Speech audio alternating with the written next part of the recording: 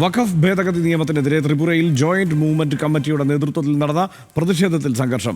18 police ഉദ്യോഗസ്ഥർക്ക് പരിക്കേറ്റു. അതേസമയം ബംഗാളിലെ മൂർഷിദാബാദ് സംഘർഷത്തിൽ മമതാ ബാനർജി സർക്കാരിനെതിരെ BJP രംഗത്തെത്തി. വിവരങ്ങളുമായി നാഷണൽ ഡെസ്കിൽ നിന്ന് അനേന സതീഷ് ചേരുന്നുണ്ട്. അനേന, രാജ്യത്തിന്റെ പല പ്രദേശങ്ങളിലും ഈ നിലയ്ക്ക് പ്രക്ഷോഭങ്ങളും അത് സംഘർഷവുമൊക്കെയായി മാറുന്ന സാഹചര്യമുണ്ട്, പ്രത്യേകിച്ച് ത്രിപുരയിലും ബംഗാളിലും. എന്താണ് വിവരങ്ങൾ?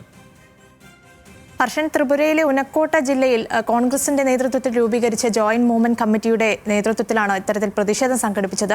അതിലാണ് പോലീസുകാരും പ്രതിഷേധക്കാരും തമ്മിൽ ഏറ്റുമുട്ടിയത്. 18 പോലീസ് ഉദ്യോഗസ്ഥർക്കാണ് പരിക്കേറ്റിട്ടുള്ളത്.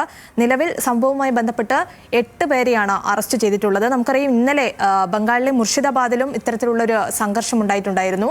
3 പേർ ഈ സംഘർഷത്തിനിടെ കൊല്ലപ്പെട്ടു.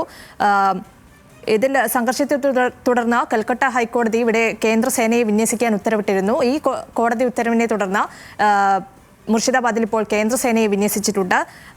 ഈ സംഘർഷത്തിന് പിന്നാലെ ജനങ്ങളോട് സംയമനം പാലിക്കണമെന്ന് ബംഗാൾ മുഖ്യമന്ത്രി മമതാ ബാനർജി ആവശ്യപ്പെട്ടിട്ടുണ്ടായിരുന്നു. രാഷ്ട്രീയത്തിന് വേണ്ടി കലാപത്തെ ഒരിക്കലും പ്രേരിപ്പിക്കരുത്, അതുപോലെ തന്നെ കേന്ദ്ര സർക്കാരാണ് ഈ വഖഫ് നിയമത്തിന് പിന്നിലെന്നുമാണ് മമത പറഞ്ഞിട്ടുണ്ടായിരുന്നത്. അതേസമയം ഈ മുർഷിദാബാദിലെ സംഘർഷത്തിൽ മമതാ ബാനർജിയെ വിമർശിച്ചുകൊണ്ട് BJP രംഗത്തെത്തിയിട്ടുണ്ട്. മമതാ സർക്കാരിന്റെ ഭരണത്തിൽ ബംഗാളിൽ ആക്രമണങ്ങൾ പെരുകുകയാണെന്നാണ് BJP ആരോപിക്കുന്നത്.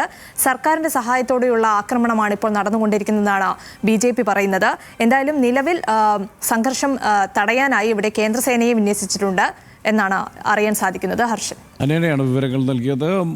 ബംഗാളിലും ത്രിപുരയിലും വഖഫ് ബില്ലിനെതിരായ പ്രതിഷേധം സംഘർഷത്തിന് വഴിവെച്ചു എന്നുള്ളതാണ് അനേന റിപ്പോർട്ട് ചെയ്തത്.